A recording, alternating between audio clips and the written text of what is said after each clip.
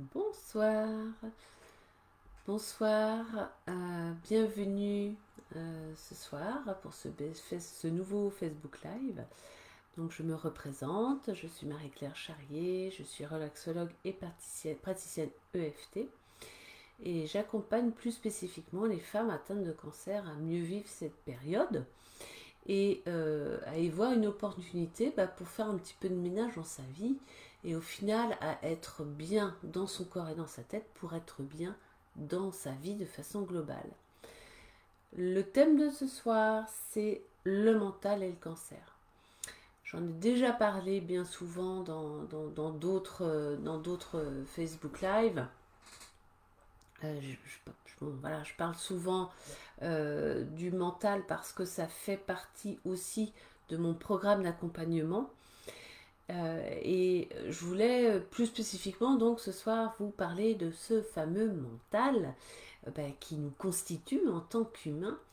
Et d'abord, je vais essayer de vous définir toujours ce qu'il en est et pourquoi il est important, à la fois peut-être dans l'apparition de la maladie, mais aussi finalement comme allié ou comme ennemi de notre guérison lorsqu'on est atteint d'un cancer. Donc, le mental, c'est bien entendu tout ce qui est relatif aux fonctions intellectuelles, au psychisme, et qui se passe donc dans l'esprit. Hein, ça se passe pas physiquement, ça se passe dans l'esprit. On a environ 60 000 à 80 000 pensées par jour, ce qui est énorme. On a énormément d'informations, énormément d'informations qui viennent à notre conscience, qui viennent à notre mental tous les jours. Il faut savoir que le cerveau, en fait, il est programmé, il est câblé, on va dire, il est conçu, non pas pour nous rendre heureux, mais pour nous protéger. C'est-à-dire sa fonction principale est de nous protéger. Donc en lien avec notre vécu d'homme préhistorique, donc il y a certaines parties du cerveau qui sont encore restées dans un peu ce moment où l'humain était vraiment en danger à tout moment et qu'il devait se protéger. Donc en fait, le cerveau va d'abord nous maintenir dans des mécanismes de défense. Ou d'attaque, enfin voilà, pour rester en vie. Et c'est important de savoir ça. Parce que du coup, il va nous faire craindre tout ce qui est nouveau. Puisque la nouveauté, c'est potentiellement un danger. Il va pas faire que ça, il va aussi nous inciter à la loi du moindre effort. Pour nous préserver, pour nous faire garder de l'énergie au cas où il se passerait quelque chose. Donc, quelquefois, on se dit, mais comment ça se fait que j'agis comme ça? Comment ça se fait que je réagis comme ça? Mais je sens bien que c'est un peu pulsionnel. Enfin, je me rends pas, je contrôle pas. Ça me vient comme ça et c'est normal en fait. C'est complètement normal. Notre cerveau est câblé comme ça. Donc, vraiment, le cerveau, ça c'est une chose importante aussi. Il perçoit la nouveauté, non pas avec qui je suis aujourd'hui, mais avec le bagage émotif du passé. Donc là, c'est très intéressant parce que ça veut dire que selon ce qu'on a vécu antérieurement, depuis notre enfance, a une influence énorme sur qui nous sommes, bien sûr, puisqu'on s'est construit avec ces souvenirs-là, sur ce que nous pensons.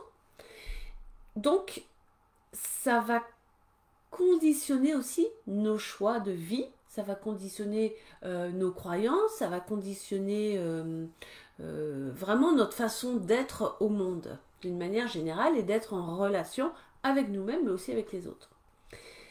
Alors, il y a une partie du cerveau qui s'appelle le système d'activation réticulaire, qui est un filtre, en fait. Ce petit système, c'est un filtre qui est là, en fait, comme une aide au cerveau, parce que si on mettait à la conscience ces 60 000 pensées par jour ou informations, ce ne serait pas possible. Donc ce système d'activation réticulaire, il est là pour amener à notre conscience que ce qu'il pense être important pour nous. Alors sur quoi il se base ce système d'activation réticulaire? Il se base sur toutes nos expériences passées, tous nos vécus passés, où il y a eu une émotion forte. Et où il y a eu une émotion forte, positive comme négative. Donc imaginons qu'on ait vécu vraiment des choses très très fortes de façon négative. Le système d'activation réticulaire, il va se dire, ah, si elle a vécu ça avec autant d'émotions, c'est que c'est important pour elle. Si c'est important pour elle, je vais lui montrer ça d'abord, en premier. C'est-à-dire que tout ce qui va potentiellement arriver, je vais lui montrer en premier. Imaginons par exemple que je pense que la vie est injuste. Eh ben, mon système d'activation réticulaire va me montrer que des situations, en priorité, que les situations injustes. Un petit peu comme, on va dire, quand on est concerné, par exemple, quand on est enceinte. Avant, quand on n'était pas enceinte et qu'on n'avait pas le désir d'enfant, on ne faisait pas gaffe, en fait, on ne faisait pas attention aux femmes enceintes. Et à partir du moment où on a le désir d'enfant, ou à partir du moment où on est enceinte, en fait, on a l'impression de voir que des femmes enceintes. Ben, c'est un petit peu ça, en fait, le système d'activation réticulaire. C'est, j'ai vu plein de choses quand j'étais enfant, j'ai vécu plein de choses avec des émotions, donc je vais voir que ça partout. C'est un peu comme si on avait des œillères où on ne voyait que ça. Ça nous a sauvés, c'était des moyens de défense à un moment donné, mais on voit bien qu'à un moment aussi donné, ça ne va plus nous aider. Parce qu'on a grandi, parce qu'on a vécu d'autres choses, et que ce système d'activation, il nous emmène vers le passé. Il est toujours relié au passé. Il ne nous permet pas d'être pleinement avec notre plein potentiel du présent. La bonne nouvelle, c'est qu'on peut le reprogrammer, ce cerveau. C'est qu'on peut reprogrammer cette partie, ce système-là. Alors, c'est pas facile. Ça, c'est sûr. C'est un vrai travail. Et il y a des conditions pour le faire, mais c'est possible et c'est ça qui est vraiment la bonne nouvelle. Alors, le lien avec le cancer, c'est parce que peut-être, effectivement, vous avez vécu des choses fortes, alors en lien ou pas avec des maladies quand vous étiez enfant, mais avec des choses vraiment très fortes, désagréables, et peut-être avec des pensées comme quoi la vie est dure, comme quoi de toute façon dans ma famille,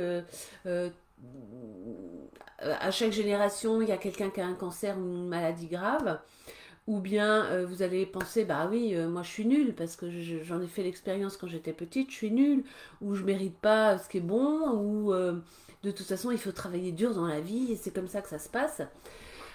Et on n'est pas là pour être heureux. Bon, alors moi je suis pas du tout d'accord avec ça. Ça c'est vraiment aussi comment la société nous a dit que ça doit être, et c'est pas vrai en fait. On peut tout à fait être heureux, choisir d'être heureux, et pour ça il faut aussi se dégager donc de tout ce qu'on a vécu.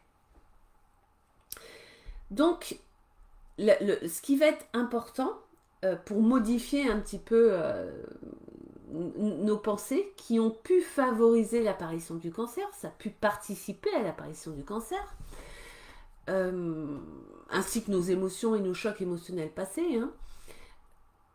Parce que moi, je pense réellement, et il y a plein de théories et d'expérimentations et de témoignages là-dessus, que certes, on a eu un vécu plus ou moins difficile, mais peut-être tout à fait heureux et tout à fait où on a une bonne alimentation, une bonne hygiène de vie, etc.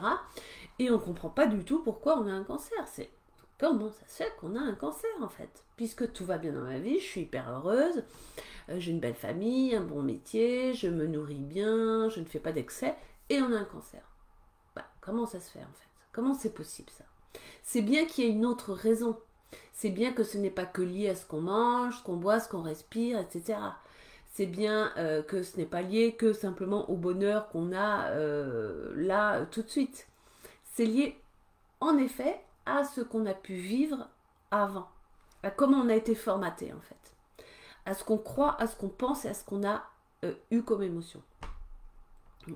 Donc, si par exemple vous pensez, alors dans le cas où voilà tout va bien dans d'autres vies, mais on a quand même un cancer, mais donc quelle est la raison? Il faut aller la chercher quand même dans le passé, mais aussi dans des chocs émotionnels, petits mais qui ont pu nous impacter. Petits, grands, moyens, mais ça nous impacte. Il y a eu un déclencheur à chaque fois. C'est obligé. Il y a eu un déséquilibre dans notre corps.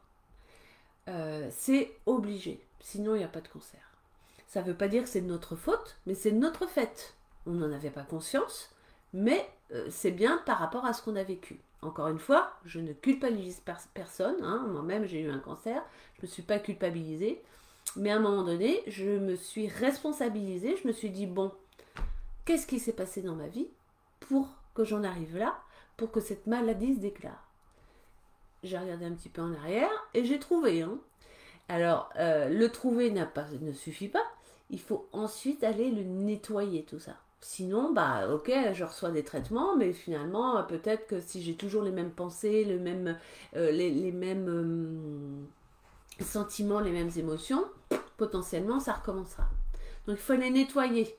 Ce qui a pu à la fois déclencher ça et ce qui a fait le lit de la maladie également. Donc, il y a plusieurs choses à faire pour modifier ce système d'activation réticulaire. Il va falloir le décider. D'abord, décider, je ne veux plus penser que la maladie dans ma famille, c'est quelque chose d'inéluctable. Non, je ne veux plus penser à ça. Ça, c'est une croyance.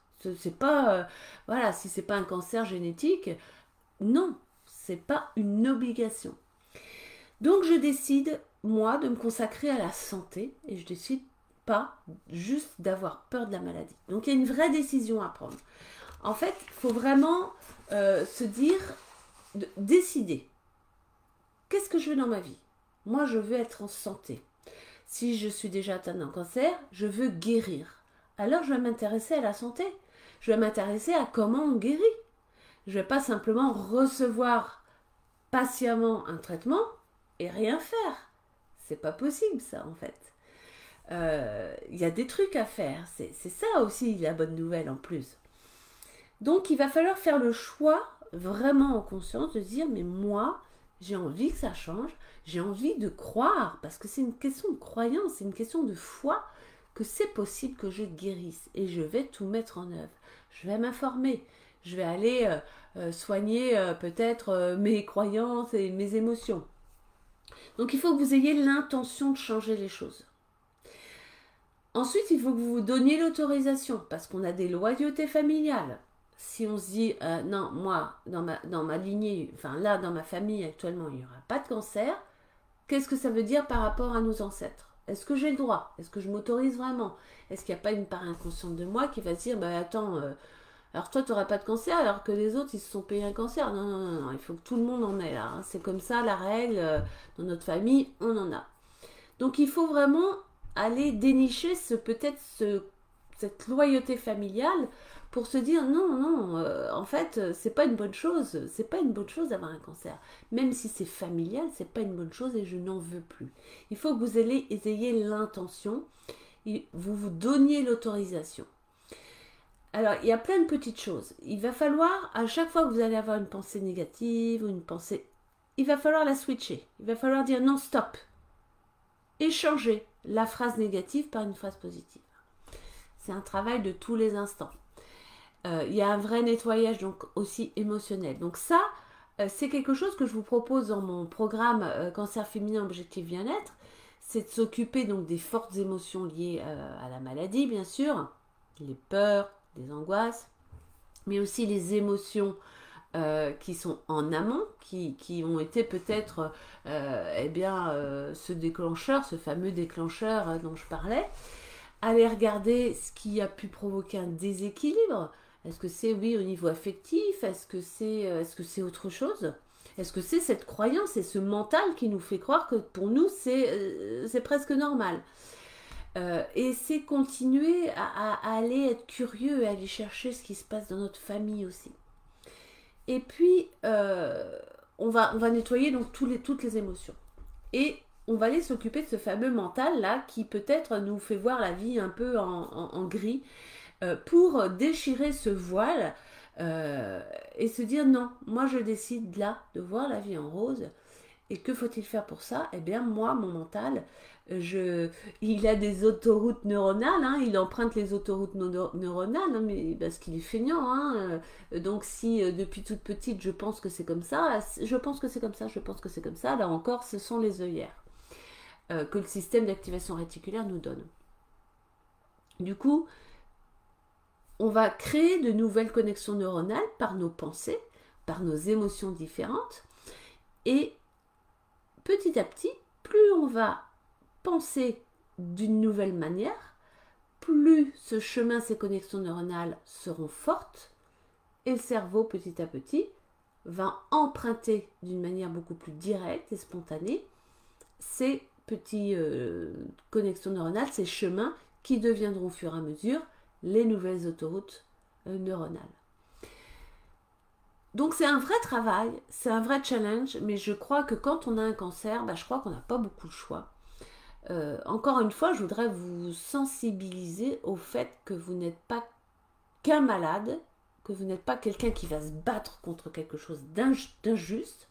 Moi, j'ai toujours considéré que l'organe malade, c'était mon organe, que les cellules cancéreuses, c'était mes cellules, et que donc, c'était pas quelqu'un qui est venu me coloniser. C'était pas quelqu'un d'extérieur qui était méchant et qu'il fallait combattre. Je me suis toujours dit, je vais pas me combattre moi-même. C'est un non-sens. C'est un non-sens. Être dans une lutte, considérer que le cancer, c'est un truc à abattre, non.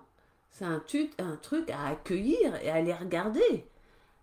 Si on est dans la lutte, d'abord, on se fatigue, on perd de l'énergie. Et on est dans une lutte contre quelque chose de nous-mêmes, contre nous-mêmes. C'est comme si on se disait ah non, ma main, elle est méchante, je vais la couper. Non, j'essaye de comprendre parce que j'en ai encore besoin de ma main.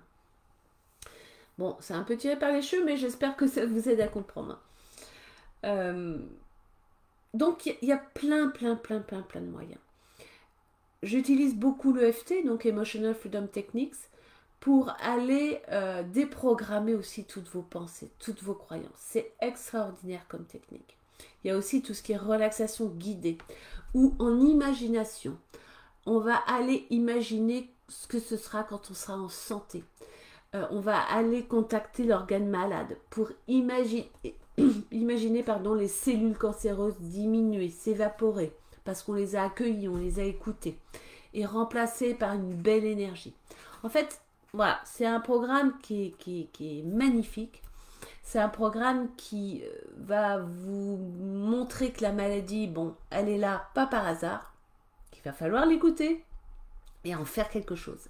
Et vous allez reprendre votre plein pouvoir, vous allez reprendre vraiment votre puissance de femme, puissance d'être humain et non pas être simplement une malade ou une patiente de médecin. Ce n'est pas suffisant. Dans n'importe quelle maladie, dans n'importe quelle maladie. Voilà pour ce soir. Je vous remercie de votre attention. N'hésitez pas à me contacter encore une fois et d'aller voir mon site www.accueillirlecancer.fr et je me ferai un plaisir de répondre à vos questions si vous en avez.